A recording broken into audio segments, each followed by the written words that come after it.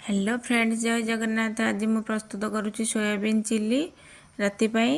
मो पुअर आज थिला इच्छा टिके सोयाबीन चिल्ली खाइबो, सेतिपाई मु आज रोटी सहित सोयाबीन चिल्ली प्रस्तुत करुच्ची। सेतिपाई आमको कौन करिया पड़िबो, आमे प्रथमे सोयाबीन को बतुरेई देथिबा पानी रे 10-15 मिनिट। तापर ता देहरे किछि कॉर्नफ्लोर पाउडर, काश्मीर चिल्ली, लूण, हळदी देकी मु ताको फ्राई करके बाहर कर देइछि। तापर आमे काटिकी रखिथिबा पियाज को फ्राई करछि। तो पियाज टे फ्राए हो गला बेसी भाजबे फ्राए करेंगे ना पिता लगे। तर सोयाबीन फ्राए हो गला पियाज तर मुझे सोयाबीन भाजिक रखी फ्राए कर सोयाबीन को पकई पकईदेला तर टमाटो सॉस किसी चिल्ली सॉस देती।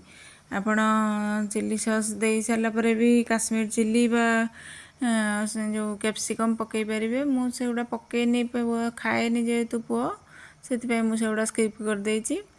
तापर हो सारापर आम टे गोलमरीच गुंड देवा, नदेले भी आपण भी नदे पारे नदेले भी चलो, किसी असुविधा नहीं। एबे मोर प्रस्तुत हो गला रोटी सोयाबीन चिल्ली।